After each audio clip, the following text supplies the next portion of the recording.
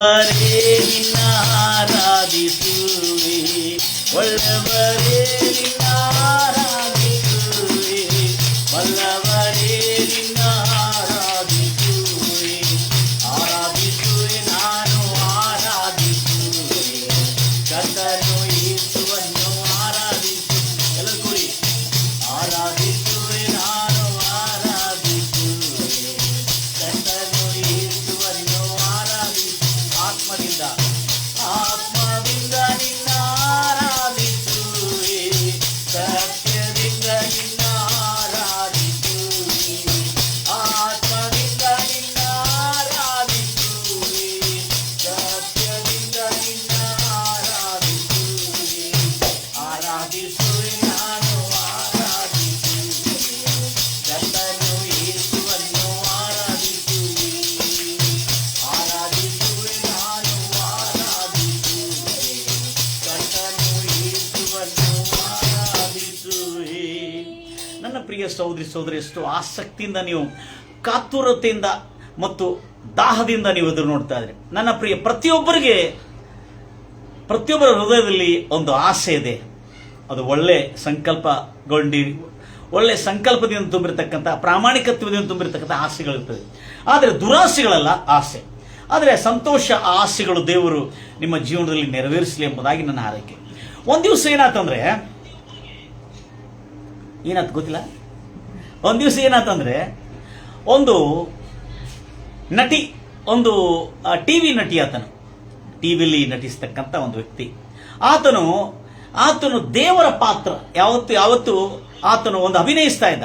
ಆತನು ಯಾವತ್ತು ದೇವರ ಹಾಗೆ ಅಭಿನಯಿಸ್ತಾ ಇದ್ದ. ಜನರೆಲ್ಲರೂ ಸುಮಾರಷ್ಟು ವರ್ಷಗಳ ಕಾಲ ಆದ್ಮೇಲೆ ಆತನನ್ನು ಬರ್ತಾ ಆತನನ್ನು ಹೀರೋ ಆಗಿ ನೋಡ್ತಾ ಇಲ್ಲ, ಒಂದು ಚಿತ್ರನಟಿಯಾಗಿ ನೋಡ್ತಾ ಇಲ್ಲ. ಆ ವ್ಯಕ್ತಿಯನ್ನು ದೇವರ ಭಾವದಿಂದ ನೋಡ್ತಾ ಇದ್ರು. ಏನಂತ ನೋಡ್ತಾ ಇದ್ರು? ಅಪ್ಪ, ಆ ಮನುಷ್ಯ ದೇವರಂತ ಮನುಷ್ಯಪ್ಪ. ಯಾಕಂದ್ರೆ ಆ ಮನುಷ್ಯನಲ್ಲಿ ಆ ಆಕ್ಟಿಂಗ್ ಮಾಡ್ತಾ ಇರುವಾಗ, ಆತನ ಅಭಿನಯಿಸ್ತಿರುವಾಗ ಸಂಪೂರ್ಣ ದೈವಿಕತ್ವ ಆತನಲ್ಲಿ ಕಂಡು ಬರ್ತಾ ಇತ್ತು. ಆದ್ರೆ ಒಂದ್ ದಿವಸ ಏನಾಯ್ತು, ಆಂಧ್ರ ಅಲ್ಲಿ ಶೂಟಿಂಗ್ ಬಂದಿದ್ದ ಆ ನಟಿ. ಯಾರು? ಚಿತ್ರನಟಿ. ಹೆಸರು ಹೇಳಿಲ್ಲ ನಿಮಗೆ. ಟಿವಿ ಚಿತ್ರನಟಿಯು, ಟಿವಿ ಸೀರಿಯಲ್ಗಳಲ್ಲಿ ನಟಿಸ್ತಕ್ಕಂಥ ವ್ಯಕ್ತಿ. ಆಂಧ್ರಲ್ಲಿ ಬಂದಿರುವಾಗ, ಆಂಧ್ರಲ್ಲಿ ಏನಾಗಿದೆ ಅಂದ್ರೆ, ಆಂಧ್ರದಲ್ಲಿ ಆತನು ಆ ಒಂದು ಸಿನಿಮಾವನ್ನು ನಟಿಸೋದಕ್ಕಾಗಿ ಬಂದಿದ್ದ ಒಂದು ಹೀರೋನಿ ಜೊತೆಯಲ್ಲಿ. ಆ ಸಿನಿಮಾ ನಟಿಸುವ ಸಮಯದಲ್ಲಿ ಆ ತಿರುಪತಿ ಎಂಬ ಊರಿನಲ್ಲಿ ಅಲ್ಲಿ ಆತನು ಶೂಟಿಂಗ್ ಮಾಡ್ತಾ ಇರುವಾಗ ಒಂದು ಪರದೆ ಇರ್ತದೆ. ಆ ಪರದೆ ಬ್ಯಾಕ್ಗ್ರೌಂಡ್ ಪರದೆ ಇರ್ತದೆ. ಆ ಬ್ಯಾಕ್ಗ್ರೌಂಡ್ ಪರದೆ ಏನ್ ಮಾಡ್ತಾನೆ, ಆತನಿಗೆ ಸಿಗರೆಟ್ ಕುಡಿಯೋದಂದ್ರೆ ಬಹಳ ಚಟ. ದುಡ್ಡಿದವರು, ಕೋಟ್ಯಾಂತರ ದುಡ್ಡಿದವರು, ಸಿಗರೆಟ್ ಅಂದ್ರೆ ಸಿಗರೆಟ್. ಆತ ಒಂದು ಚಟ ಇತ್ತು ಆತನಿಗೆ, ಸಿಗರೆಟ್ ಚಟ. ಅಂತ ಸಿಗರೆಟ್ ಕುಡಿತಾ ಅಂದ್ರೆ ಚೈನ್ ಸ್ಮೋಕರ್ ಆತನು. ಭಯಂಕರವಾಗಿ ಸಿಗರೆಟ್ ಕುಡಿತಕ್ಕಂಥ, ಸಿಗರೆಟ್ ಸೇದುವಂತ ಚಟ ಇತ್ತು. ಆ ಮನುಷ್ಯ ಏನ್ ಮಾಡ್ದ, ಆ ಪರದೆ ಹಿಂದ್ಗಡೆ ಒಂದು ಕುರ್ಚಿ ಹಾಕೊಂಡು ಸಿಗರೆಟ್ ಸೇದ್ತಾ ಇದ್ದಾನೆ. ಯಾರು? ಈ ದೇವರಂತ ಆಕ್ಟಿಂಗ್ ಮಾಡ್ತಿದ್ದಾನಲ್ಲ ಟಿವಿ ಸೀರಿಯಲ್ಗಳಲ್ಲಿ, ಪರದೆ ಹಿಂದ್ಗಡೆ ಹೋಗಿ ಸಿಗರೆಟ್ ಕುಡಿತಾ ಇದ್ದಾರೆ.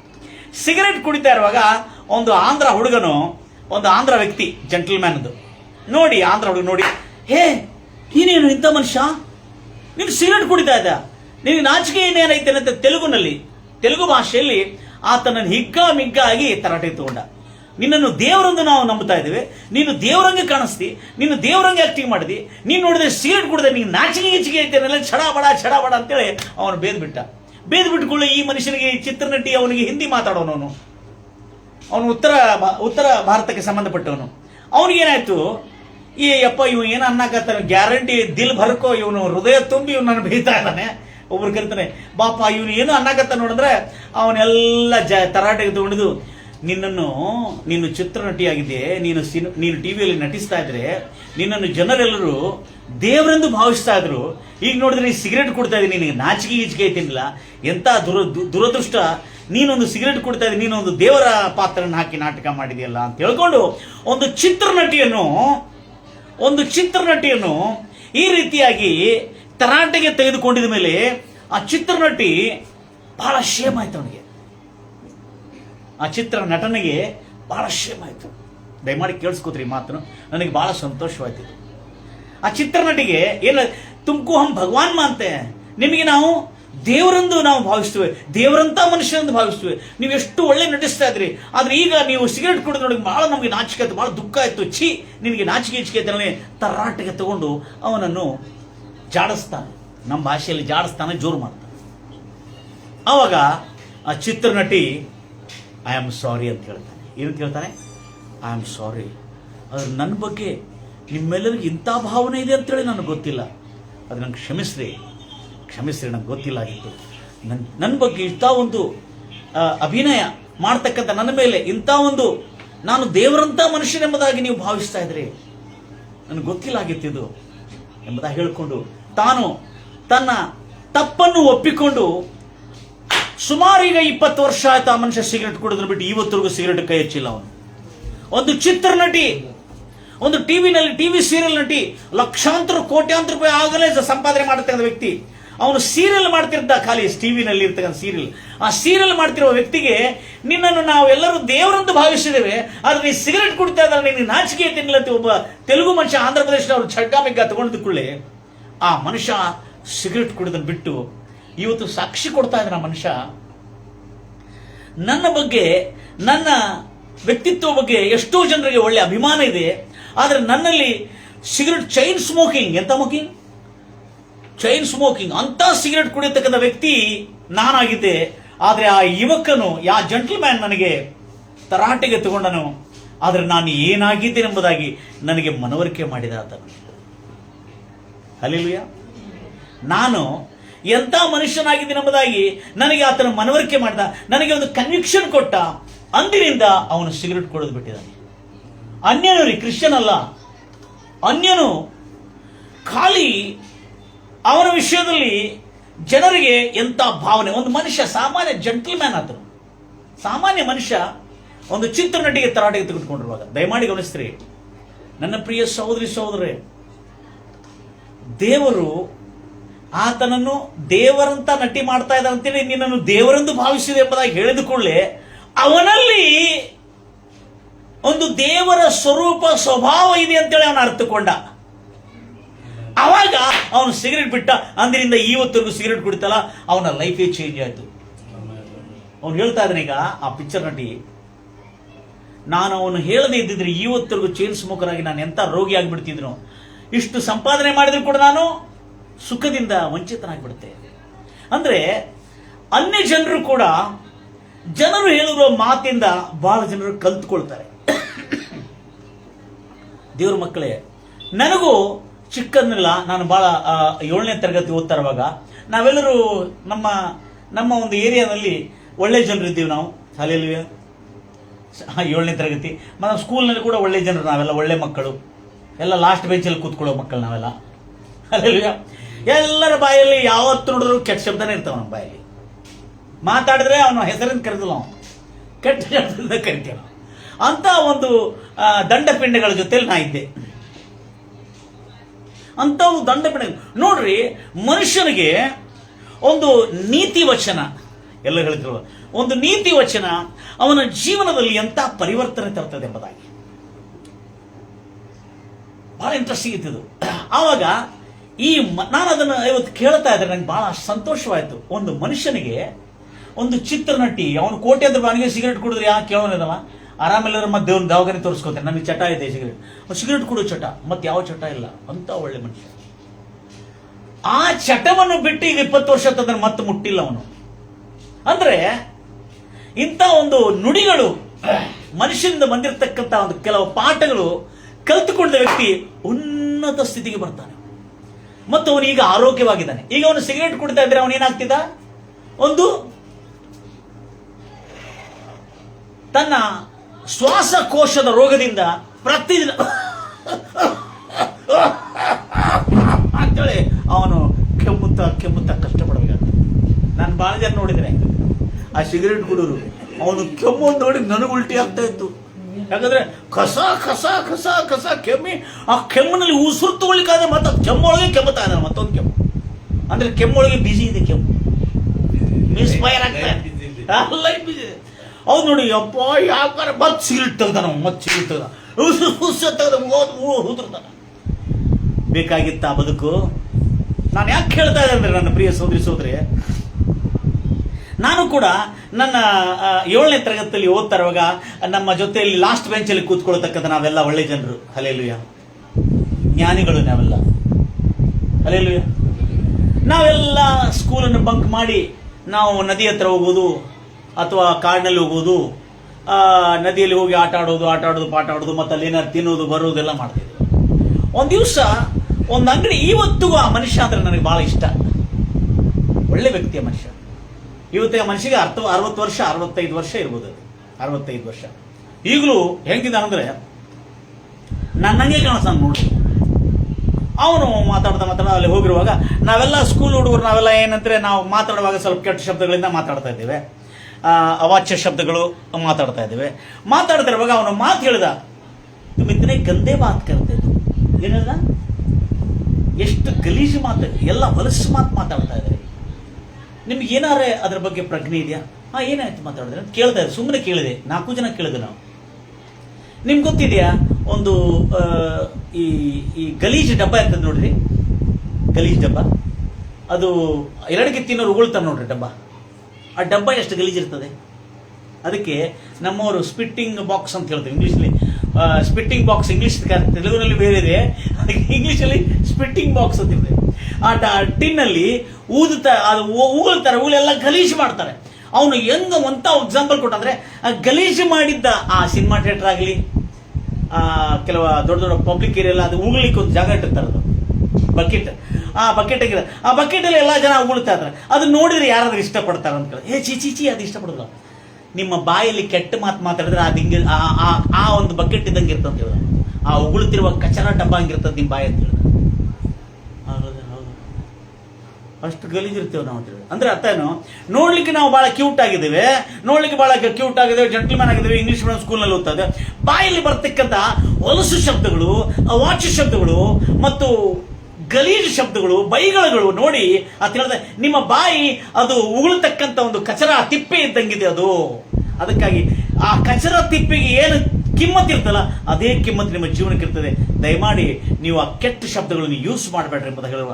ಅಂದಿನಿಂದ ಬ್ರದರ್, ಅದು ಸುಮಾರು ನನಗೆ ಆವಾಗ ಇವತ್ತಿಗೆ ಸುಮಾರು 40 ವರ್ಷ ಆಗಿರ್ಬೋದು, 40 ಅಥವಾ 39 ವರ್ಷ ಆಯಿತು. 39, ಆವಾಗ ಇನ್ನೂ ರಕ್ಷಣೆ ಹೊಂದಿಲ್ಲ ನಾನು.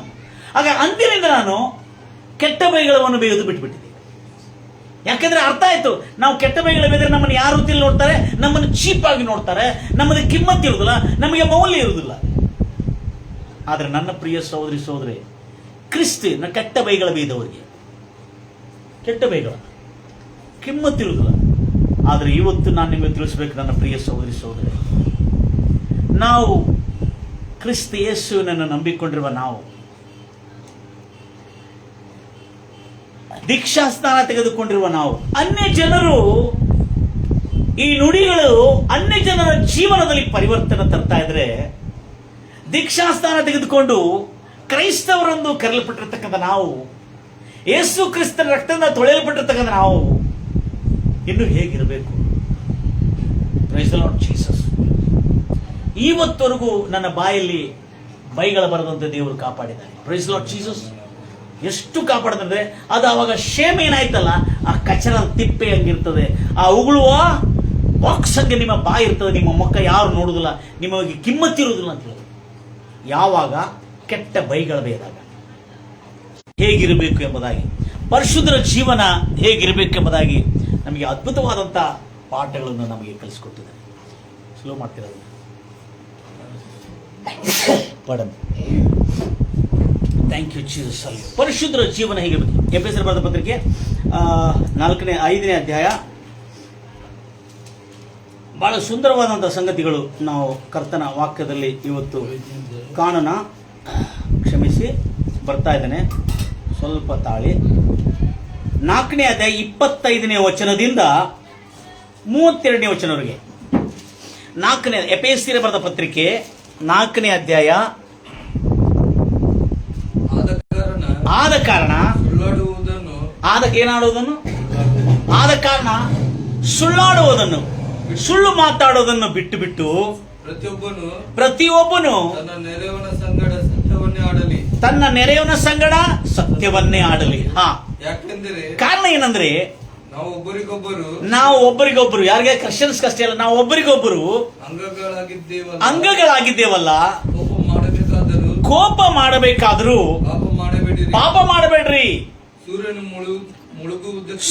ಮುಳುಗುವುದರೊಳಗೆ ನಿನ್ನ ಕೋಪ ತೀರಿ ಹೋಗಬೇಕು. ಹಾ, ನೆಕ್ಸ್ಟ್ ವೆರಿ ಇಂಪಾರ್ಟೆಂಟ್ ಇದೆ. ನೆಕ್ಸ್ಟ್ ಸೈತಾನನಿಗೆ ಅವಕಾಶ ಕೊಡಬೇಡಿ. ಸೂರ್ಯನು ಮುಳುಗುವುದರೊಳಗೆ ನಿನ್ನ ಕೋಪ ತೀರಿ ಹೋಗಬೇಕು, ಇಲ್ಲದಿದ್ರೆ ಸೈತಾನನಿಗೆ ಅವಕಾಶ ಕೊಡಬೇಡ್ರಿ. ಹಾ, ಕಳುವು ಮಾಡುವವನು ನೋಡ್ರಿ, ಕಳುವು ಮಾಡುವವನು ಇನ್ನು ಮೇಲೆ ಕಳುವು ಮಾಡದೆ ಕೈಯಿಂದ ಒಂದು ಒಳ್ಳೆ ಕೆಲಸವನ್ನು ಮಾಡೋನಾಗಿದ್ದು ಒಳ್ಳೆ ಉದ್ಯೋಗವನ್ನು ಕೆಲಸವನ್ನು ಮಾಡಿ ದುಡಿಯಲಿ. ಆವಾಗ ಅವನು ದರಿದ್ರನಾಗಿರುವುದಿಲ್ಲ. ಅವನು ಒಳ್ಳೆ ಕೆಲಸ ಮಾಡಿದ್ರೆ ಆವಾಗ ಕಷ್ಟದಲ್ಲಿದ್ದವರಿಗೆ ಕೊಡುವುದಕ್ಕೆ ಅವನಿಗೆ ದಾನ ಮಾಡುವಷ್ಟು ಸಾಮರ್ಥ್ಯ ಇರ್ತದೆ. ಹಾ, ನಿಮ್ಮ ಬಾಯಿಯೊಳಗಿಂದ ಅಂಡರ್ಲೈನ್ ಮಾಡ್ರಿ, ಯಾವ ಕೆಟ್ಟ ಮಾತು, ಯಾವ ಅವಾಚ್ಯ ಶಬ್ದಗಳು, ಯಾವ ಸುಳ್ಳು ಮೋಸ ವಂಚನೆ ಮಾತ್ರ ಅಲ್ಲ, ಯಾವ ಕೆಟ್ಟ ಮಾತು, ಅನಿಷ್ಟ ಮಾತು, ನಕಾರಾತ್ಮಕವಾದ ಮಾತು ಬರದೆ ಭಕ್ತಿಯನ್ನು ವೃದ್ಧಿ ಮಾಡುವಂತ ನಿಮ್ಮ ಬಾಯಲ್ಲಿ ನಿಮ್ಮ ಬಾಯಿಯೊಳಗಿಂದ ಯಾವ ಕೆಟ್ಟ ಮಾತು, ಯಾವ ಭ್ರಷ್ಟ ಮಾತು, ಕೆಟ್ಟ ಮಾತು ಬರದಂತೆ ಭಕ್ತಿಯನ್ನು ವೃದ್ಧಿ ಮಾಡುವಂತ ಹೊರಡಬಾರದು. ಭಕ್ತಿಯನ್ನು ವೃದ್ಧಿ ಮಾಡುವಂತ, ನಿಮ್ಮಲ್ಲಿ ನಂಬಿಕೆಯನ್ನು ವೃದ್ಧಿ ಮಾಡುತ್ತಾ ಕಾಲೋಚಿತವಾದಂತ ಮಾತು, ಒಳ್ಳೆ ಮಾತುಗಳು ಇದ್ದರೆ ಕೇಳುವವರ ಹಿತಕ್ಕಾಗಿ ಅದನ್ನು ಆಡಿರಿ. ದೇವರ ಪವಿತ್ರಾತ್ಮನನ್ನು ದುಃಖಿಸಬೇಡಿರಿ. ನಿಮ್ಮ ಮಾತುಗಳಿಂದ ದೇವರ ಪವಿತ್ರಾತ್ಮನು ದುಃಖಿಸ. ಬಹಳ ಜನ ಪವಿತ್ರಾತ್ಮ ಅಭಿಷೇಕ ಹೊಂದಿದವರಾಗಿದ್ದಾರೆ, ಆದರೆ ತಮ್ಮ ಮಾತುಗಳಿಂದ ಪವಿತ್ರಾತ್ಮನು ದುಃಖಪಡಿಸ್ತಾ ಇದ್ದಾರೆ. ಮುಂದೆ ಆತನಲ್ಲಿ ಕರ್ತನಾದ ಯೇಸುವಿನಲ್ಲಿ ವಿಮೋಚನೆ ದಿನಕ್ಕಾಗಿ, ಆ ಪರದೇಶಿಗೆ ಹೋಗೋ ದಿನಕ್ಕಾಗಿ, ಆ ವಿಮೋಚನೆ ದಿನಕ್ಕಾಗಿ ಮುದ್ರೆಯನ್ನು ಹೊಂದಿದಿರಲ್ಲ, ಖಾತ್ರಿಯನ್ನು ಹೊಂದಿದಿರಲ್ಲ. ಅಂಡರ್ಲೈನ್ ಮಾಡ್ರಿ, ಎಲ್ಲ ದ್ವೇಷ, ಕೋಪ, ಕ್ರೋಧ, ಕಲಹ, ದೂಷಣೆ ಇವುಗಳನ್ನು ಸಕಲ ವಿಧವಾದ ದುಷ್ಟತನವನ್ನು ನಿಮ್ಮಿಂದ ದೂರವಾಗಿರಲಿ. ಒಬ್ಬರಿಗೊಬ್ಬರು ಕರುಣೆ ಉಳ್ಳವರಾಗಿಯೂ ಉಪಕಾರಿಗಳಾಗಿಯೂ ಏನಾಗಿರಿ, ಕ್ಷಮಿಸುವವರಾಗಿರಿ. ಯೇಸು ನೋಡ್ರಿ ಎಂತ ನೀತಿಯನ್ನು ಕಲಿಸ್ಕೊಟ್ಟಿದ ನಮ್ಗೆ. ಮುಂದೆ ಹೋದನ ಕ್ಷಮಿಸುವವರಾಗಿರಿ, ಕ್ಷಮಿಸಿ. ಈಗ ನೆಕ್ಸ್ಟ್ ಬರ್ತೀವಿ ನಾವು. ಎಲ್ಲಿ ಬರ್ತೀವಿ ಅಂದ್ರೆ, ಇನ್ನು ಯಾವ ಮಾತುಗಳು ಆಡಬಾರದೆಂಬುದಾಗಿ ನಾವು ನೋಡಿದ್ದೇವೆ. ಬಹಳ ಜಾಗ್ರತೆ, ಮಾತುಗಳೇ ಆಡಬಾರದೆಂಬುದಾಗಿದೆ. ಅಂದ್ರೆ ಇದು ಯಾರಿಗಾಗಿ ಹೇಳ್ತಾ ಇದ್ದಾನೆ? ಇದು ಕ್ರೈಸ್ತರಾಗಿರ್ತಕ್ಕಂಥ, ಯೇಸು ಕ್ರಿಸ್ತನ ರಕ್ತವನ್ನು ತೊಳೆಯಲ್ಪಟ್ಟಿರ್ತಕ್ಕಂಥ ಯಾರಿಗೆ ಹೇಳಲಾಗ್ತದೆ? ನಮಗೆ ಹೇಳ್ತಾ ಇದ್ದಾನೆ. ನಮ್ಮ ಅಂದ್ರೆ ಯಾರು ಅನ್ನೋದು ಪ್ರಕಾರ ನಾವು ನೋಡೋಣ. ಎಲ್ಲಿ ಬರೋಣ ಅಂದ್ರೆ 5ನೇ ಅಧ್ಯಾಯ 3ನೇ ವಚನ. ಏನು? ಹಾದರತ್ವ, ಜಾರತ್ವ, ಸೂಳೆಗಾರಿಕೆ, ಯಾವ ವಿಧವಾದ ಅಶುದ್ಧತ್ವ, ಬಂಡುತನ, ದ್ರವ್ಯಾಶೆ, ಇವುಗಳ ಸುದ್ದಿ ಆದರೂ ನೋಡ್ರಿ, ಏನು ಮಾಡೋದಲ್ಲ. ಹಲೋ, ಜಾರತ್ವ, ದ್ರವ್ಯಾಸೆ, ಬಂಡುತನ ಅಂದ್ರೆ ಅಶುದ್ಧತ್ವ, ಇವುಗಳ ಸುದ್ದಿ ಆದರೂ ನಿಮ್ಮಲ್ಲಿ ಇರಬಾರದು. ಅಣ್ಣ ಅಕ್ಕ ಕೆಲಸ ನ್ಯೂಸು ಸುದ್ದಿ ಗೊತ್ತೈತಿ ಅದ, ಇದೇ ಸುದ್ದಿ ಎಲ್ಲ ಮಾತಾಡೋದಿಲ್ಲ. ಆ ಅಪ್ಪ ಅವ್ರ ಮನೆಗೆ ಬರಾಕತ್ತಾನ. ಯಾಕೆ ಬೇಕಾಗೈತ್ರಿ ನಿಮ್ಗೆ? ನಿನ್ನ ಮನೆ ಸರಿಯಾಗಿತ್ಯಾ? ನಿನ್ನ ಬದುಕು ಸರಿಯಾಗೈತ್ಯಾ? ಆ ಅಪ್ಪ ಅವ್ರ ಮನ್ಯಾಗ ಯಾರು ಅವ್ರ ಗಂಡ ಇಲ್ಲದಾಗ ಬರ್ತಾ ಇರ್ತಾರಲ್ಲ, ಅದು ಯಾಕೆ ಬೇಕಾಗೈತ್ರಿ ನಿಮ್ಗೆ? ಬೈಬಲ್ ಕ್ಲಿಯರ್ ಹೇಳ್ತಾ ಇದೆ, ಬೇರೆಯವ್ರ ಸುದ್ದಿ ನಮ್ಗೆ ಯಾಕ್ರಿ? ಅವ್ರ ಮನೆಯಾಗ ಯಾಕೆ ಇರ್ತಾನೆ, ಇವ್ರ ಮನೆಯಾಗ ಇವನ್ ಯಾಕೆ ಹೋಗ್ತಾನೆ, ಅವ್ರ ಗಾಡಿ ಮೇಲೆ ಅವಳು ಯಾಕೆ ಹೋಗ್ತಾಳೆ, ಇವ್ರ ಗಾಡಿ ಮೇಲೆ ಇವನ್ ಯಾಕೆ ಹೋಗ್ತಾಳೆ, ಯಾಕೆ ಬೇಕಾಗಿತ್ರಿ? ಇದೆಲ್ಲ ಮಾತಾಡಬಾರ್ದೆಂಬುದಾಗಿ ಬೈಬಲ್ನಲ್ಲಿ ಬರೆದ್ಬಿಟ್ಟಿದ್ರಿ. ಪರಿಶುದ್ಧರಿಗೆ ಇದು ಏನಲ್ಲ, ಹಿತವಾದದ್ದಲ್ಲ. Praise the Lord Jesus. ಅದಕ್ಕಾಗಿ ದೇವರ ಮಕ್ಕಳೇ, ನಾನು ಇವತ್ತು ಯೇಸು ಕ್ರಿಸ್ತನು ದೇವರ ಮಕ್ಕಳನ್ನು ಹೇಗೆ ತರಬೇತಿ ಕೊಟ್ಟು, ಅಪೊಸ್ತಲನಾದ ಪೌಲನಲ್ಲಿ ಪ್ರೇರಣೆಯನ್ನು ಕೊಟ್ಟು ಯಾವ ಅದ್ಭುತವಾದಂತಹ ಸಂಗತಿಗಳು ನೋಡ್ರಿ. ಹಾದರ ಅಂದ್ರೆ ಗೊತ್ತಿದೆ, ಸೂಳೆಗಾರಿಕೆ ಇರ್ತಕ್ಕಂಥ, ವ್ಯಭಿಚಾರ ಮಾಡತಕ್ಕಂಥ ವಿಷಯದಲ್ಲಿ, ಅಶುದ್ಧ ಮಾಡತಕ್ಕಂಥ ವಿಷಯದಲ್ಲಿ, ಬಂಡುತನದ ವಿಷಯದಲ್ಲಿ, ದ್ರವ್ಯಾಶಯ, ಇವುಗಳ ಸುದ್ದಿ ಸಮೇತ ಏನ್ ಬರಬಾರ್ದಂತ ನಮ್ಮ ಬಾಯಲ್ಲಿ. ಮತ್ತೆ ಸರ್ವದನ 3ನೇ ವಚನ 5:3. ಜಾರತ್ವ, ಯಾವ ವಿಧವಾದ ಬಂಡುತನ, ದ್ರವ್ಯಾಶೆ ಇವುಗಳ ಸುದ್ದಿ ಆದ್ರೂ ಇವುಗಳ ಮಾತಾದ್ರೂ ನಿಮ್ಮಲ್ಲಿ ಇರಬಾರದು, ನಿಮ್ಮ ಬಾಯಲ್ಲಿ ಇರಬಾರದು. ಇವುಗಳಿಗೆ ದೂರವಾಗಿರುವುದೇ ದೇವಜನರಿಗೆ ಯೋಗ್ಯವಾದದ್ದು, ಪರಿಶುದ್ಧರಿಗೆ ಯೋಗ್ಯವಾದದ್ದು. ದೇವಜನ ಅಂತಿದೆ ನಿಮ್ಮಲ್ಲಿ ಬ್ರದರ್, ನಮ್ಮಲ್ಲಿ ಸೇಂಟ್ಸ್ ಅಂತಿದೆ ಇಂಗ್ಲಿಷ್. ಪರಿಶುದ್ಧರಿಗೆ ಯೋಗ್ಯ ಅಂದ್ರೆ ಪರಿಶುದ್ಧರು ಈ ಮಾತುಗಳು ಮಾತಾಡಬಾರದೆಂಬುದಾಗಿ ಬೈಬಲ್ ಅಲ್ಲಿ ಸ್ಪಷ್ಟವಾಗಿ ಬರಬೇಕು. ಎಫೆಸೀಯರಿಗೆ ಬರೆದ ಪತ್ರಿಕೆ 4:3 ನೋಡ್ರಿ ಎಷ್ಟು ಚೆನ್ನಾಗಿದೆ. ಈ ಮಾತುಗಳು ಪರಿಶುದ್ಧರಿಗೆ ಯೋಗ್ಯವಾದದಲ್ಲ. ನೀದರ್ ಫಿಲ್ತಿನೆಸ್ ನಾರ್ foolish talking nor coarse jesting and which are not fit but rather giving thanks.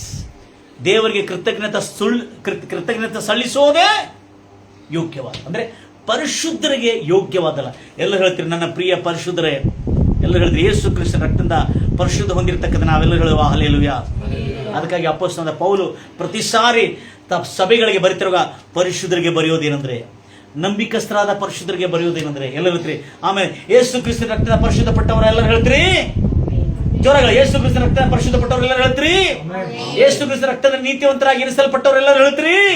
ಯೇಸು ಕ್ರಿಸ್ತನ ರಕ್ತದಿಂದ ಪಾಪ ಕ್ಷಮಾಪಣೆ ಹೊಂದಿದವರೆಲ್ಲರೂ ಹೇಳ್ತೀರಿ. ಹಲ್ಲೆಲೂಯಾ. ನೀವು ಪರಿಶುದ್ಧರು ಪರಿಶುದ್ಧರು ಪರಿಶುದ್ಧರು.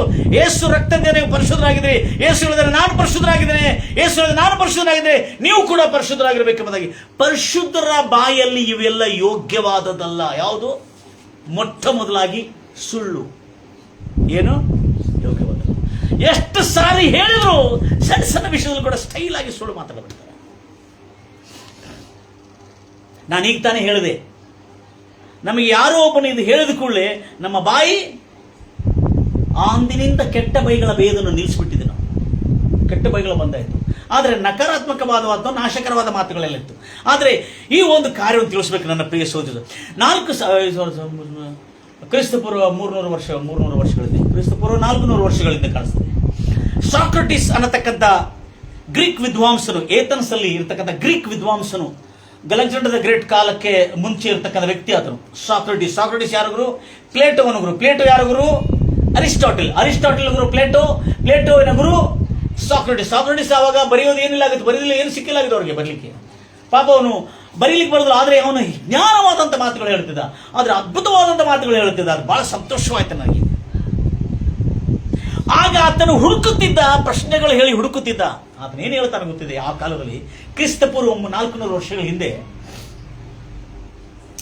ಆತನು ಕೇಳುತ್ತಿರ್ತಕ್ಕಂಥ ಪ್ರಶ್ನೆಗಳು, ಆತನು ಉಂಟು ಮಾಡಿರ್ತಕ್ಕಂಥ ಒಂದು ಕ್ರಾಂತಿ. ಏನು ಕ್ರಾಂತಿ?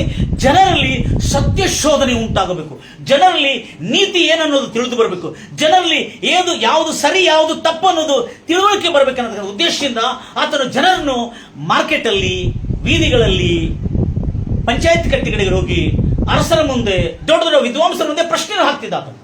ಆ ಪ್ರಶ್ನೆಗಳು ಹಾಕ್ತಾ ಪೂರ ಗ್ರೀಕ್ ಸಾಮ್ರಾಜ್ಯಕ್ಕೆ ಆ ಮೆಸೊಡೋನಿಯಾನಲ್ಲಿ ಬಹಳ ದೊಡ್ಡ ಕ್ರಾಂತಿ, ಬಹಳ ದೊಡ್ಡ ವಿದ್ವಾಂಸರು ಅಲ್ಲಿ ಹುಟ್ಟಬೇಕಾಯಿತು.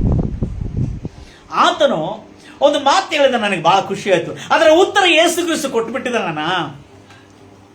ನನಗೆ ಪದೇ ಒಂದು ವ್ಯಕ್ತಿ ಹೇಳ್ತಾನೆ, ಸಾಕ್ರಟಿಸ್ ಹೀಗೆ ಹೇಳಿದ, ಸಾಕ್ರಟಿಸ್ ಹಾಗೆ ಹೇಳಿದ. ಸಾಕ್ರಟಿಸ್ ಹೇಳಿದಕ್ಕೆ ಪ್ರಶ್ನೆ ಕೇಳಿದಾನೆ, ಅದರ ಉತ್ತರ ಸಾಕ್ರಟಿಸ್ ಕೊಡಲಿಲ್ಲ.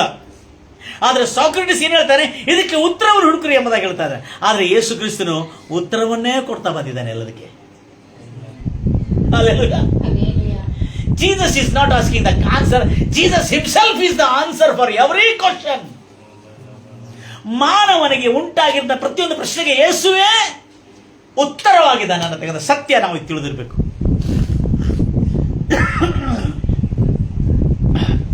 ನನ್ನ ಪ್ರಿಯ ಸಹೋದರೇ, ಈ ಸಾಕ್ರಟಿಸ್ ಅನ್ನತಕ್ಕಂಥ ವಿದ್ವಾಂಸನ ಒಂದು ಮಾತು ಕೇಳ್ತಾರೆ, ಜನರಲ್ಲಿ ನೀತಿ ಅಂದ್ರೆ ಏನು? ನೀತಿ ಅಂದ್ರೆ ಏನು? ನೀತಿ ನ್ಯಾಯ ಅಂದ್ರೆ ಏನು ಅಂತ ಬಹಳ ಅದ್ಭುತವಾಯ್ತು ನನಗೆ ಕೇಳುವಾಗ. ಕ್ರಿಸ್ತ ಪೂರ್ವ 300 ವರ್ಷಗಳಿಂದ, ಅಂದ್ರೆ ಕ್ರಿಸ್ತನ ಹುಟ್ಟಲಿಕ್ಕೆ ಮುಂಚೆ 300 ವರ್ಷ, ಇವತ್ತಿಂದ 2326 ವರ್ಷ ಆಯ್ತು. ಇವತ್ತಿಂದ 2320 ವರ್ಷ ಆಯ್ತು. ಆತನು ಜನರಲ್ಲಿ ಕೇಳ್ತಾನೆ, ಕ್ಯಾ ಸಹಿ ಹೈ और क्या गलत है इसको जानो और सही करते जाओ ಅಂತ ಹೇಳಿದ. ಮತ್ತು ಜ್ಞಾನವನ್ನು ಅರ್ಜಿಸ್ರಿ ಎಂಬ. ಏನ್ ಹೇಳ್ತಾನೆ? ಏನಿದ್ರು ನೀವು ಎಷ್ಟು ತಿಂಡಿ ತಿಂದ್ರು, ಎಷ್ಟು ಕೆಲಸ ಮಾಡಿದ್ರು, ಎಷ್ಟು ದುಡಿದ್ರು, ಜ್ಞಾನವನ್ನು ಜ್ಞಾನಕ್ಕಾಗಿ ದಾಹದಿಂದಿರಿ, ಅದನ್ನು ಅರ್ಜಿಸಿರಿ, ಅದನ್ನು ಸಂಪಾದಿಸಿರಿ ಎಂಬುದಾಗಿ ಹೇಳಿದ. ಆದರೆ ಬೈಬಲ್ನಲ್ಲಿ ಆಲ್ರೆಡಿ ಅನುಗ್ರಹಿಸಲ್ಪಟ್ಟಿದೆ. ಕ್ರಿಸ್ತನು ಹುಟ್ಟಲಿಕ್ಕೆ ಮುಂಚೆನೂ ಈ ಜ್ಞಾನ ಮೋಸೆಯ ಮೂಲಕವಾಗಿಯೂ, ಅನೇಕ ಸಲಮೋನ್ ಜ್ಞಾನಿಗಳ ಮೂಲಕವಾಗಿಯೂ, ಅಬ್ರಾಮ್, ಈಸಾಕ್, ಯಾಕೋಬ್ ಮೂಲಕವಾಗಿಯೂ ಈ ಗ್ರಂಥಗಳು ನಮಗೆ ಸಿಗಲಿಲ್ಲ. ಆದರೆ ಓರಲ್ ಅಂದ್ರೆ ಮೌಖಿಕವಾದಂತಹ ಸತ್ಯ ಕಾರ್ಯಗಳು ನಾವು ಕೇಳಿರ್ತೇವೆ. ಸಾಕ್ರಟಿಸ್ ಹೇಳಿರುವ 3 ವಿಷಯಗಳು ಬಹಳ ಅದ್ಭುತವಾಗಿದೆ. ಆತನೇನು ಹೇಳ್ತಾ ಇದ್ದಾನೆ? ಒಂದು, ಪ್ರೀತಿ ಅಂದ್ರೆ ಏನು? ಅಲ್ಲಿ ಹೇಳ್ತಾನೆ ಪ್ರೀತಿ ಅಂದ್ರೆ ಏನು. ಇನ್ನೊಂದು, ನ್ಯಾಯ ಅಂದ್ರೆ ಏನು, ಅಂದ್ರೆ ನೀತಿ ಅಂದ್ರೆ ಏನು. ಇನ್ನೊಂದು, ಸೌಂದರ್ಯ, ಈ ಕಾಣತಕ್ಕಂಥ ಸೌಂದರ್ಯ ಏನು. ಇದು ಕಾಣ್ತಾ ಇದೆಯಲ್ಲ, ಈ ಸೂರ್ಯ, ಚಂದ್ರ, ನಕ್ಷತ್ರ, ಗಿಡ, ಮರಗಳು, ಪಶು, ಪ್ರಾಣಿ, ಪಕ್ಷಿಗಳು, ಜಲಚರಗಳು, ಇದರ ಸೌಂದರ್ಯವನ್ನು ನೋಡಿದ್ರೆ ಇದು ಸೌಂದರ್ಯ ಅಂದ್ರೆ ಏನು ಎಂಬುದಾಗಿ ಅಧ್ಯಯನ ಮಾಡ್ರಿ. ಅದರ ಬಗ್ಗೆ ಯೋಚನೆ ಮಾಡ್ರಿ. ಅದರ ಬಗ್ಗೆ ಸುದೀರ್ಘವಾದಂತಹ ಅಧ್ಯಯನ ಮಾಡಿರ್ತಾರೆ. ಇದರ ಪ್ರಶ್ನೆಯನ್ನು ಕೇಳ್ತಾ ಹೋಗ್ತಾ ಇದ್ದ. ಆದ್ರೆ ನನ್ನ ಪ್ರಿಯ ಸಹೋದರಿ ಸಹೋದರೇ, ನೀತಿ ಅಂದ್ರೆ ಏನು ಎಂಬುದಾಗಿ ಪ್ರಶ್ನೆ ಕೇಳ್ತಾ ಯೇಸು ಕ್ರಿಸ್ತನು ನೇರವಾಗಿ ಹೇಳ್ತಾ ಇದ್ದಾನೆ. ಆತನು ಈ ಲೋಕಕ್ಕೆ, ಯೇಸು ಕ್ರಿಸ್ತನು ಬಂದಿದೆ ಈ ಲೋಕಕ್ಕೆ ಮಾನವರಿಗೆ ಏನ್ ಕಲಿಸ್ಲಿಕ್ಕೆ ಬಂದಿದ್ದಾನೆ? ನೀತಿಯನ್ನು ಕಲಿಸ್ಲಿಕ್ಕೆ ಬಂದಿದೆ. ಏನ್ ಕಲಿಸ್ಲಿಕ್ಕೆ ಬಂದಿದೆ? ನೀತಿ, ಪ್ರಾಮಾಣಿಕತ್ವ, ನೀತಿಯನ್ನು ಕಲಿಸ್ಲಿಕ್ಕೆ. ಇವತ್ತು ನಾವು ನೋಡಿದ್ವಿ, ನಮ್ಮ ಬಾಯಿಯಲ್ಲಿ ಏನೇನಿರಬಾರದು. Praise Lord Jesus. ಎಫೆಸೀಯರ ಬರೆದ ಪತ್ರಿಕೆ 4ನೇ ಅಧ್ಯಾಯ 25ನೇ ವಚನದಲ್ಲಿ ನೋಡಿದ್ರೆ, ನೀವು ಸುಳ್ಳಾಡುವುದನ್ನು ಬಿಟ್ಟು. ಯಾರು? ಪರಿಶುದ್ಧರಿಗೆ ಹೇಳ್ತಾನೆ. ಯಾರು? ಹಲೋ, ಪರಿಶುದ್ಧರಿಗೆ ಹೇಳ್ತಾನೆ. ಈಗ ದೀಕ್ಷಾಸ್ಥಾನ, ಎಷ್ಟು ಜನ ದೀಕ್ಷಾಸ್ಥಾನ ತಗೊಂಡ್ರಿ? ಕೈ ತೋರಿಸಿ, ದೀಕ್ಷಾಸ್ಥಾನ ತಗೊಂಡ್ರಿ. ಈಗ ನೀವು ಸುಳ್ಳು ಮಾತಾಡೋ ಯಾರು ಬಂದು ನೀ ಯಾಕೆ ಸುಳ್ಳು ಮಾತಾಡಿದ್ರಿ, ನೀ ಪರಿಶುದ್ಧನಲ್ಲ ಅಂತ ಕೇಳಿದ್ರೆ ಹೆಂಗಿರ್ತದೆ? ನೀ ಯಾಕೆ ಬೇರೆಯವ್ರ ಬಗ್ಗೆ ಯಾವತ್ತು ಊರು ಸಾಬರಿ ಯಾಕೆ ಕೇಳ್ತಾ ಇರ್ತೀವಿ ಅಂತ ನಿಂಗೆ ಕೇಳಿದ್ರೆ, ನಿಂಗೆ ಊರು ಸಾಬರಿ ಯಾಕೆ ಬೇಕವ ಅಂತ ಕೇಳಿದ್ರೆ ಹೆಂಗಿರ್ತದೆ? ನೀವು ಪರಿಶುದ್ಧರಲ್ಲ, ನಿಮ್ಗೆ ಯಾಕೆ ಬೇಕಾಗಿತ್ತು? ಪ್ರಯೋಜನ.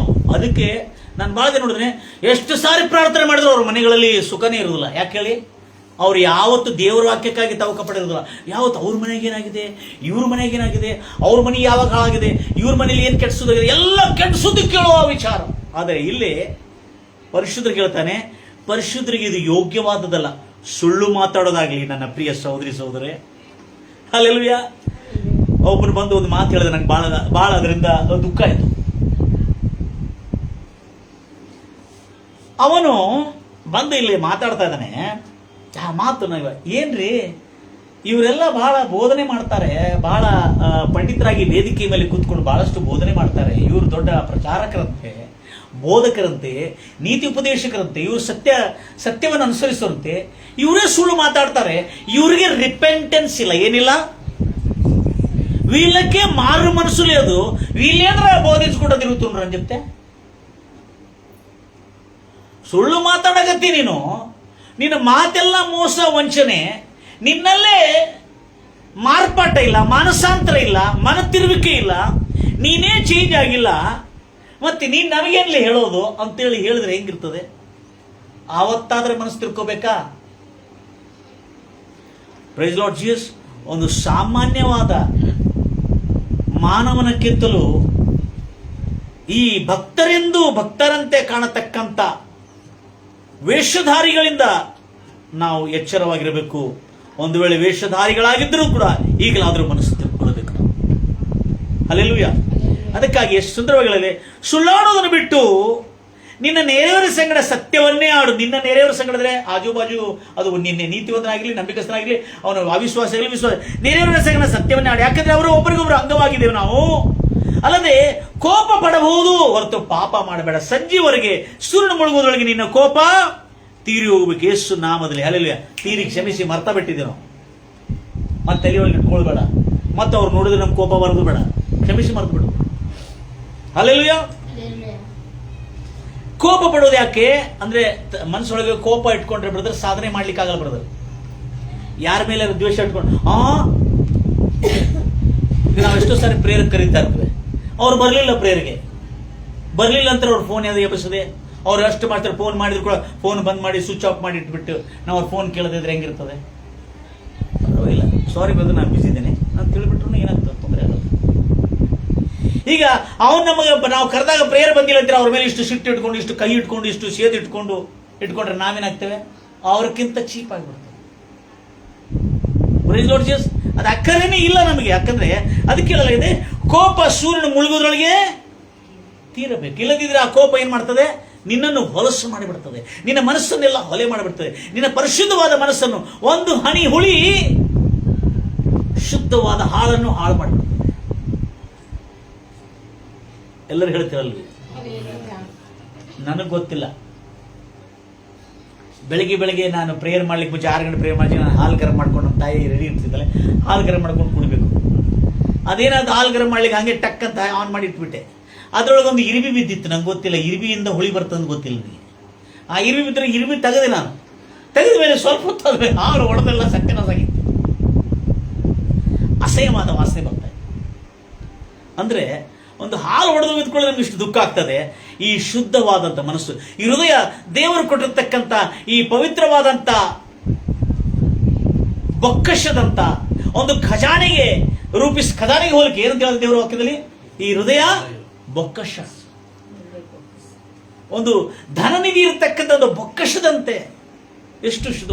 ಇಂಥ ಒಂದು ಹೃದಯದಲ್ಲಿ ನಾವು ದ್ವೇಷ ಅಸೂಯೆ ಇಟ್ಕೊಂಡ್ರೆ ನಾವು ಯಾವತ್ತೂ, ಅದಕ್ಕೆ ನಾನು ಯಾಕೆ ಇಷ್ಟು ಆರೋಗ್ಯವಾಗಿದ್ದೀನಿ ಅಂದ್ರೆ, ಹಲ್ಲೆಲೂಯಾ, ಯಾವ ರೋಗ ಇಲ್ಲದೆ. Praise Lord Jesus. ಯಾರ ಮೇಲೆ ದ್ವೇಷ ಇದ್ರೆ ಬಿಟ್ಬಿಡೋದು, ಕ್ಷಮಿಸಿ ಬಿಟ್ಬಿಡು, ಮರ್ತೋದು, ಮತ್ತೆ ಅರ್ಥ ಹೋಗೋದು ಬೇಡ. ಅವ್ರು ನೋಡಿದಾಗೆಲ್ಲ ಮತ್ತೆ ನಮ್ಗೆ ಮೊಟ್ಟಾಗಿ ಸಂಕಟ ಬರ್ತದೆ. ಯಾಕೆ ಬೇಕಾಗಿತ್ತದು? Price Lord Jesus. ಯಾರು ಕೇಳಿದ್ರು, ಅಂಕಲ್ ನೀವು ಅಲ್ಲಿ ಬರ್ರಿ ಅಲ್ಲಂದ್ರೆ ನಾ ಬರೋದಿಲ್ಲಪ್ಪ ಅಂತ ಹೇಳಿದ್ರು. ಯಾಕಂದ್ರೆ ನಮ್ಗೆ ಯಾಕೆ ಬೇಕಾಗೈತಿ? ಅವ್ರು ಹೋಗಿ ನೋಡ್ಬೇಕು, ಅವ್ರು ಏನಾರು ಅನ್ನಬೇಕು, ಮತ್ತೆ ನಮ್ಮ ಹೃದಯದ ಹುಳಿ ಬರಬೇಕು. ಬೇಡನ ಬೇಡ, ಕೈ ತೊಳ್ಕೊಂಡು ಬಿಡೋದು. Praise Lord Jesus. ಅದಕ್ಕೆ ದೇವರ ಮಕ್ಕಳೇ, ಯಾವ ಹೃದಯದಲ್ಲಿ ದ್ವೇಷ ಅಸೂಯೆ ಕೈ ಇಟ್ಕೊಳ್ಳದೆ ಅದಕ್ಕೆ ಹೇಳಿದ್ರೆ, do not nor give place to the devil. ಅಂದ್ರೆ ದ್ವೇಷ ಅಸೂಯೆ ಕೈ, ಬಾಯಿನಲ್ಲಿ ಬರುವ ಸುಳ್ಳು, ಮೋಸ, ವಂಚ ಎಲ್ಲ ಇದಕ್ಕೆ ಎದಕ್ಕೆ ಕಾರಣ ಆಗಿದೆ? ಸೈತಾನನಿಗೆ ಎಡೆ ಕೊಟ್ಟಿದ್ದಕ್ಕೆ ಸಮಾನ ಎಂಬುದಾಗಿ ಹೇಳ್ತಾನೆ. ಕದ್ದುಕೊಳ್ಳೋನು ಕೂಡ ಸೈತಾನೆ. ಕದ್ದುಕೊಳ್ಳೋನು ನಿನ್ನ ಮುಂದೆ ಕಳ್ಳ ಮತ್ತು ತಳತನವನ್ನು ಬಿಟ್ಟುಬಿಟ್ಟು ಯಾವುದಾದ್ರೂ ಒಳ್ಳೆ ಕೆಲಸ ಮಾಡೋಣಾದ್ರೆ ಬಡವನಿಗೆ ದಾನ ಮಾಡುವಂತೆ ದೇವರು ನನಗೆ ಶಕ್ತಿ ಕೊಡ್ತಾನೆ ಎಂಬುದಾಗಿ ಹೇಳ್ತಾನೆ. ನಿಮ್ಮ ಬಾಯಲ್ಲಿ ಯಾವ ಕೆಟ್ಟ ಮಾತು ಬರದೆ ನೋಡಿಕೊಳ್ಳ್ರಿ, ಕಾಲೋಚಿತವಾದಂತ ಒಳ್ಳೆ ಮಾತಿದ್ರೆ ಮಾತಾಡಿ. ಇವತ್ತು ನಾನು ಬೈಕ್ನಲ್ಲಿ ಹೋಗ್ತಾ ಇರುವಾಗ ಒಂದು ಹಿಂದೆ ಒಂದು ಮನುಷ್ಯ ಕೂತಿದ್ದ. ಬಂದ್ರಲ್ಲ ಎಲ್ಲರೂ? ಅಲ್ಲ, ಬೈಕ್ನಲ್ಲಿ ಹೋಗ್ತಾ ಹಿಂದೆ ಒಂದು ಮನುಷ್ಯ ಕೂತಿದ್ದ. ಅಲ್ಲ, ಆ ಮನುಷ್ಯ ಕೂತಿರುವಾಗ ಆ ಮನುಷ್ಯ ಪಾಪ ಏನಿಲ್ರಿ, ನಮ್ಮ 3 ಮಕ್ಕಳು ಹೆಣ್ಮಕ್ಕಳಿದ್ದಾರೆ, ಎಲ್ಲರೂ ಜಾಬ್ನಲ್ಲಿದ್ದಾರೆ, ಒಬ್ಬಳು ಮದುವೆ ಆಗಿದೆ, ಚೆನ್ನಾಗಿದೆ, ಏನಿಲ್ಲ ನಮಗೆ. ಯಾಕ್ರಿ ನೀವೆಲ್ಲ ಆರಾಮ? ಇಲ್ರಿ, ನಾವು ಯಾರ್ದು ಕೆಟ್ಟದ್ದು ಬಯಸೋದಿಲ್ಲ, ಯಾರ್ದು ಕೆಟ್ಟದ್ದು ಮಾತಾಡೋದಿಲ್ಲ ಅಂತ ಹೇಳ. ಹಿಂದೆ ಕೂತ ಕ್ರಿಶ್ಚಿಯನ್ ಅಲ್ಲ, ಅವನು ಅನ್ಯನು. ಅವರ ಮಕ್ಕಳು ದೊಡ್ಡ ದೊಡ್ಡ ಉನ್ನತ ಸ್ಥಿತಿಯಲ್ಲಿದ್ದಾರೆ, ಚೆನ್ನಾಗಿ ಜಾಬ್ನಲ್ಲಿದ್ದಾರೆ. ಒಬ್ಬೊಬ್ಬರಿಗೆ 5-5 ಲಕ್ಷ 6 ಲಕ್ಷ ತಿಂಗಳಿಗೆ, ವರ್ಷಕ್ಕೆ ಪ್ಯಾಕೇಜ್ 10 ಲಕ್ಷ 13 ಲಕ್ಷ ಪ್ಯಾಕೇಜ್. ಅವರು ಸುಖವಾಗಿದ್ದೇವ್ರಿ ಅಂತ ಹೇಳಿ. ಮತ್ತು ಅವ್ರು ಕೇಳಿದೆ, ಮತ್ತು ಇಲ್ರಿ, ನಾವು ಯಾರಿಗೆ ಕೆಟ್ಟದ್ದು ಒಳ್ಳೇದು ಮಾಡಕ್ಕೆ ಆಗಿಲ್ಲದಿದ್ರು ಕೆಟ್ಟದಾದ್ರೂ ಮಾಡಬಾರ್ದ್ರಿ ಅಂತ ಹೇಳಿದ್ರು. ವಾವ್, ಏನ್ ಹೇಳ್ದ? ಯಾರ ಬಗ್ಗೆ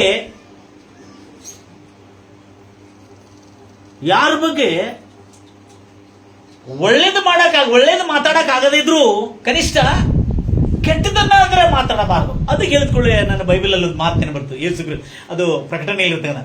ಒಂದು ಬೆಚ್ಚಗಾರ ಇರು, ಒಂದು ತಂಪಾದ್ರೆ ಇರು, ಉಗುರು ಬೆಚ್ಚವಾಗಿರಬಾರ್ದು. ಅಂದ್ರೆ ಇದು ಎರಡು. ಬೆಚ್ಚಗಾರರು ತಂಪಾದ್ರೆ ತಂಪಿದ್ದವ್ರಿಗೆ ನರಕ ಆಗ್ತಾನ, ತಂಪಿದ್ದವ್ರಿಗೆ ನರಕ ಆಗುದಿಲ್ಲ. ಬೆಚ್ಚಗೆ ತಂಪು ಬೇಕಿದೆ, ಆದ್ರೆ ಉಗುರು ಬೆಚ್ಚವಾಗಿರಬಾರ್ದು ಎಂಬುದಾಗಿ ಹೇಳಿದ. Lukewarm, be at least cold or warm. ಹೌದಾ? ತಂಪಾಗಿರೋ ಒಂದು ಬೆಚ್ಚಗಾರ ಇರುವ, ಈಗ ಬಿಸಿ ಆಗ್ತಾ ಇದೆ. ಅಲ್ಲೆಲ್ಲ ಅದಕ್ಕೆ ನೀನು ಉಗುರು ಬೆಚ್ಚವಾಗಿರ್ಬೇಡ. ಅಂದ್ರೆ ಏನಂದ್ರೆ ಅವ್ರು ಬೆಚ್ಚಗಿರೋದಿಲ್ಲ, ಅವರು ತಂಪಿರೋದು. ಅಂದ್ರೆ ಬೇರೆಯವ್ರ ಬಗ್ಗೆ ಕೆಟ್ಟದನ್ನ ಒಳ್ಳೆದನ್ನ ಮಾತಾಡ್ಲಿಕ್ಕೆ ಆಗದೇ ಇದ್ರೆ ಪರವಾಗಿಲ್ಲ, ಆದ್ರೆ ಅವ್ರ ಬಗ್ಗೆ ಕೆಟ್ಟದ್ದು ಮಾತಾಡಬೇಡ. ನಿನ್ನ ಬಾಯಲ್ಲಿ ಒಳ್ಳೇದು ಮಾತಾಡಕ್ಕೆ ಆಗ್ತಾ ಇಲ್ಲಲ್ಲ, ಓಕೆ ಪರವಾಗಿಲ್ಲ, ಆದ್ರೆ ನಿನ್ನ ಬಾಯಿಂದ ಕೆಟ್ಟ ಮಾತುಗಳು, ಅವಾಚ್ಯ ಶಬ್ದಗಳು ಬರದಂತೆ ನೋಡ್ಕೊಳ್ಳಿ. ಅದರ ಅರ್ಥ, ನಿಜವಾದ ಅರ್ಥ. ಒಂದು ಬೆಚ್ಚಗಾರ ತಂಪಾಗಿದ್ದವ್ರಿಗೆ ನರಕ ಆಗ್ತಾನೆ, ತಂಪಾಗಿದ್ದ ನರಕ ಆಗ್ತಾನೆ ಅಂತಿಲ್ಲಲ್ಲೇ, ಉಗುರು ಬೆಚ್ಚವಾಗಿದ್ದವನು ಉಗುಳ್ತಾನಂತ ಹೇಳಿದಾರೆ ಅಲ್ಲಿ ವಾಕ್ಯ. ತಂಪಾದ್ರೆ ಬೆಚ್ಚಗಾದ್ರೆ ಇರು, ಉಗುರು ಬೆಚ್ಚವಾಗಿದ್ದನು ಉಗುಳು. ಅದಕ್ಕಾಗಿ ನನ್ನ ಪ್ರಿಯ ಸಹೋದರಿ ಸಹೋದರೇ, ಈ ನೀತಿ ವಚನ ಎಷ್ಟು ಸುಂದರವಾಗಿ ಹೇಳಲಾಗಿದೆ. ಅದಕ್ಕಾಗಿ ಈ ಭ್ರಷ್ಟತೆ ಇರಬಾರ್ದು. ಸಕಲ ವಿಧವಾದ ದುಷ್ಟತನದಿಂದ ದೂರವಾಗಿರ್ರಿ, ಮತ್ತೆ ಎಂತ ಹೃದಯ ಉಳ್ಳರಾಗಿರ್ಬೇಕಂತ ಹೇಳ್ತಾನೆ. ಒಬ್ರಿಗೊಬ್ರು ಕರುಣೆ ಉಳ್ಳವರಾಗಿ, ಟೆಂಡರ್ ಹಾರ್ಟೆಡ್ ಇಂಗ್ಲಿಷ್ ಅಲ್ಲಿ, ಕರುಣೆ ಉಳ್ಳವರಾಗಿ. ಎಲ್ಲರೂ ದಯಮಾಡಿ ನೆನ್ಪಿಟ್ಕೊಳ್ತೀರಿ. ಸಾಕ್ರೆಟಿಸ್ ಹುಡುಕುತ್ತಿರುವ ಸತ್ಯ ಯೇಸು ಕ್ರಿಸ್ತನು ಸಾಕ್ರಟಿಸ್ ಎಂಬ ವಿದ್ವಾಂಸನು ಹುಡುಕುತ್ತಿರ್ತಾನೆ ಸತ್ಯ. ಇಲ್ಲಿ ಯೇಸು ಕ್ರಿಸ್ತನು ಹೇಳ್ತಾರೆ, ಒಬ್ರಿಗೊಬ್ರು ಕರುಣೆ ಉಳ್ಳವರಾಗಿರ್ರಿ, ಒಬ್ರಿಗೊಬ್ರು ಕ್ಷಮಿಸೋರಾಗಿರ್ರಿ, ಕ್ರಿಸ್ತನ ಮನಸ್ಸು ಉಳ್ಳವರಾಗಿರಿ ಎಂಬುದಾಗಿ. ಆಮೇಲೆ ಹೇಳ್ತಾರೆ, ನಿಮ್ಮ ಬಾಯಲ್ಲಿ ಯಾವತ್ತೂ ಹಾದರ ಅಂದ್ರೆ ಯಾವುದೇ ರಾಸಲೀಲೆಯ ಮಾತುಗಳು, ರೊಮ್ಯಾಂಟಿಕ್ ಮಾತುಗಳು ಮತ್ತು ಪಾಪ ಸಂಬಂಧವಾದಂಥ ಮಾತುಗಳು, ವ್ಯಭಿಚಾರದ ಮಾತುಗಳು ಮತ್ತು ಫೋನ್ನಲ್ಲಿ ಬರ್ತಕ್ಕಂಥ ಎಲ್ಲಾ ಅಶ್ಲೀಲವಾದಂಥ ಮಾತುಗಳು ನಿಮ್ಮ ಬಾಯಲ್ಲಿ ಇರಬಾರದು ಎಂಬುದಾಗಿ ಸ್ಪಷ್ಟವಾಗಿ ಹೇಳ್ತಾರೆ. ಇದು ಪರಿಶುದ್ಧರಿಗೆ ಯೋಗ್ಯವಾದದ್ದಲ್ಲ. 5ನೇ ಅಧ್ಯಾಯ 3ನೇ ವಚನದಲ್ಲಿ, ಬಟ್ ಫಾರ್ನಿಕೇಶನ್ ಆದರೆ ನಿಮ್ಮೊಳಗೆ ಜಾರತ್ವದ ಮಾತುಗಳಾಗಲಿ, ಜಾರತ್ವ ಅಂದ್ರೆ ಹಳೆ ಭಾಷೆ, ಇದನ್ನ ಹೊಸ ಭಾಷೆ ಹೇಳಬೇಕು. ಅಶ್ಲೀಲವಾದಂಥ ಭಾಷೆ, ವ್ಯಭಿಚಾರಕ್ಕೆ ಸಂಬಂಧಪಟ್ಟ ಭಾಷೆ, ಸುಳಿಗಾರಿಗೆ ಸಂಬಂಧಪಟ್ಟಿರ್ತಕ್ಕಂಥ ಭಾಷೆ, ಪಾಪ ವ್ಯಭಿಚಾರ ಕಾಮಾಭಿಲಾಷಕ್ಕೆ ಸಂಬಂಧಪಟ್ಟಿರ್ತಕ್ಕಂಥ ಭಾಷೆ ನಿಮ್ಮ ಬಾಯಲ್ಲಿ ಇರಬಾರದು. ಯಾವ ಅಶುದ್ಧತ್ವವಾಗಲಿ, ಇಲ್ಲವೇ ಲೋಭ ಅಂದ್ರೆ ದುರಾಸೆ ಆಗಲಿ, ಅದು ಪರಿಶುದ್ಧರಿಗೆ ತಕ್ಕ ಹಾಗೆ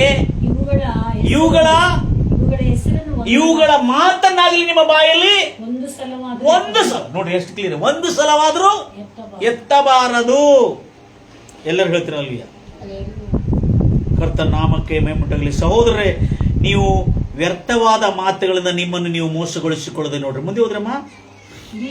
ಇಲ್ಲವೇ ಹೊಲಸುತನ ಅಂದ್ರೆ ಕೆಟ್ಟ ವೈಗಳ ಮತ್ತು ಕೆಟ್ಟ ಕಾರ್ಯಗಳು, ಹೊಲಸುತನ, ಹುಚ್ಚು ಮಾತುಗಳು, ಕುಚೋದ್ಯ ಅಂದ್ರೆ ಗೊತ್ತಿದೆ ಅಲ್ಲ? ಕುಚೋದ್ಯ ಮಾತುಗಳು ಅಂದ್ರೆ ಗೊತ್ತಿದೆ? ಕನ್ನಡ ಭಾಷೆ ಬರಲ್ಲ, ನಂಗೆ ಬರ್ತಂತ ತಿಳ್ಕೊಂಡ್ರೆ ನೀವು.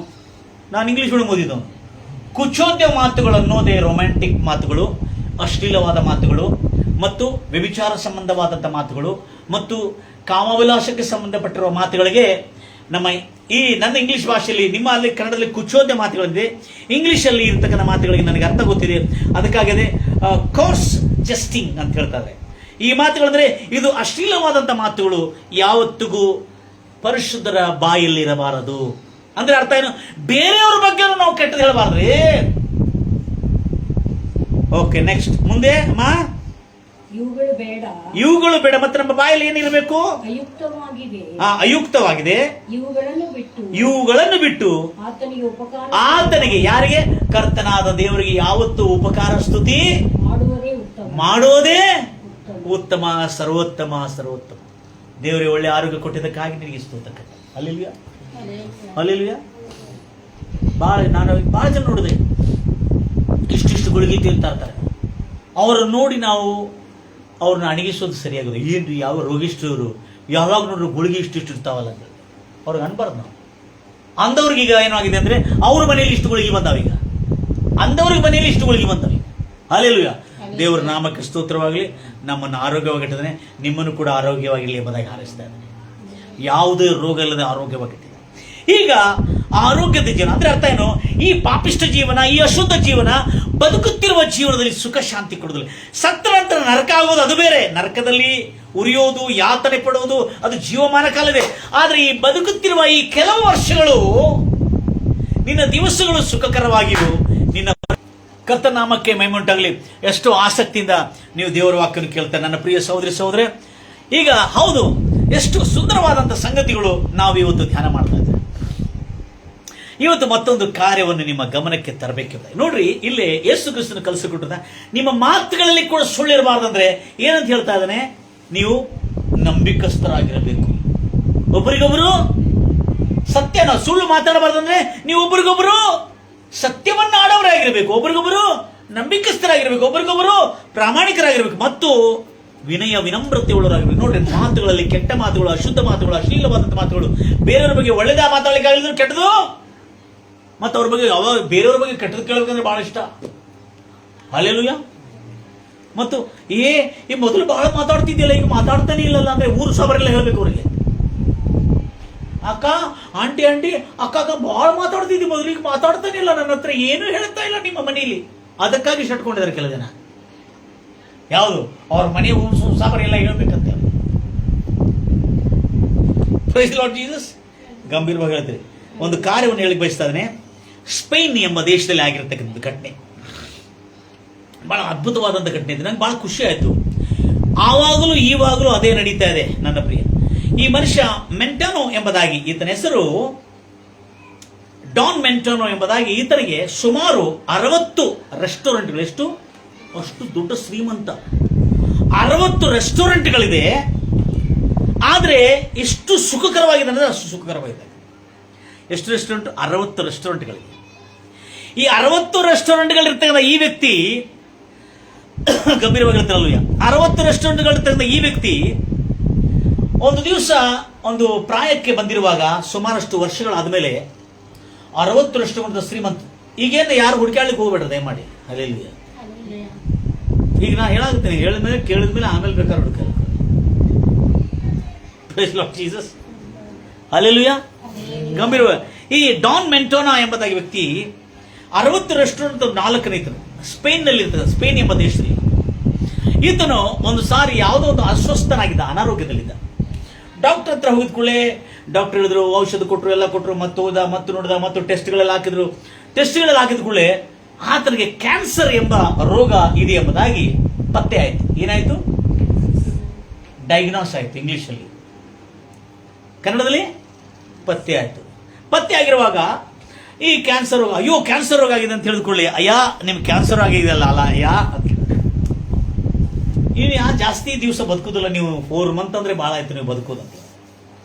ಆವಾಗ ಈತನಿಗೆ ಯಾವ್ದ್ರ ಬಗ್ಗೆ ಚಿಂತೆ ಆತಂದ್ರೆ, ಕ್ಯಾನ್ಸರ್ ರೋಗ ಆಗಿದೆಯಲ್ಲ ನನಗೆ, ಈಗ ನನ್ನ ಆಸ್ತಿ ಪಾಸ್ತಿಗಳು 60 ರೆಸ್ಟೋರೆಂಟ್, ಎಷ್ಟು ಕೋಟ್ಯಾಧಿಪತಿ ರೀ ಆತನು. 60 ರೆಸ್ಟೋರೆಂಟ್ಗಳಿದೆಯಲ್ಲ, ಇದಕ್ಕೆ ವಾರಸ್ದಾರಿಲ್ಲ. ಆತನಿಗೆ ಹೆಂಡತಿನೂ ಇಲ್ಲ, ಈತನಿಗೆ ವಾರಸ್ದಾರಿಲ್ಲ. ಆದ್ರೆ ಅಷ್ಟು ಸುಖಕರವಾಗಿದೆ. ಈತನ ವಿಚಾರ ಮಾಡಿದೆ, ಇದೆಲ್ಲ ವೇಸ್ಟ್ ಆಗಿಬಿಡ್ತದಲ್ಲ, ಯಾರಿಗಂತಾರ ಕೊಟ್ಟರೆ ಅದು ಯಾರಿಗಾರ ಉಪಯೋಗ ಆಗ್ತದಲ್ಲ ಅಂತ ತಿಳ್ಕೊಂಡು ಆತ ಏನ್ ಮಾಡ್ತಾನಂದ್ರೆ, ಆ ರೆಸ್ಟೋರೆಂಟ್ನಲ್ಲಿರ್ತಕ್ಕಂಥ ಮ್ಯಾನೇಜರ್ಗಳನ್ನು ಮತ್ತು ಅಲ್ಲಿರ್ತಕ್ಕಂಥ ಸಿಬ್ಬಂದಿಗಳನ್ನು ಪರೀಕ್ಷಿಸ್ತಾನೆ. ಏನಂತ ಪರೀಕ್ಷಿಸ್ತಾನೆ? ಈ ರೆಸ್ಟೋರೆಂಟ್ ಅಲ್ಲಿ ಇರ್ತಕ್ಕಂಥ ಮ್ಯಾನೇಜರ್ಗಳು ಯಾರ್ಯಾರಿಗೆ ನಂಬಿ ಮ್ಯಾನೇಜರ್ ಕೊಟ್ಟಿದ್ದಾರೆ ಎಲ್ಲ ಮ್ಯಾನೇಜರ್ಗಳಿಗೆ ಮತ್ತು ಅಲ್ಲಿರ್ತಕ್ಕಂಥ ಸಿಬ್ಬಂದಿಗಳನ್ನು ಪರೀಕ್ಷಿಸೋದಕ್ಕಾಗಿ ಒಂದು ಪರೀಕ್ಷೆ ನೀಡ್ತಾನೆ. ಎಂತ ಪರೀಕ್ಷೆ ಅಂದ್ರೆ, ಆತನು ಒಂದು ಬಡ ವಸ್ತ್ರವನ್ನು ಧರಿಸಿಕೊಂಡು ಒಂದು ಕಡು ಬಡವನಾಗಿ ಅವ್ರಿಗೆ ಅರ್ಥ ಆಗದೆ ಸಂಪೂರ್ಣ ವೇಷವನ್ನು ಧರಿಸಿಕೊಂಡು ಆ ಹೋಟ್ಲ್ ಹತ್ರ ಹೋಗ್ತಾನೆ. ಆ ರೆಸ್ಟೋರೆಂಟ್ ಹತ್ರ ಹೋದ್ರೆ, ನಾನು ಬಹಳ ಒಳಗೆ ಹೋಗ್ತಾ ಇದ್ರೆ ವಾಚ್ಮೆನ್ ಹೊರಗೆ ಹಾಕ್ತಾನೆ.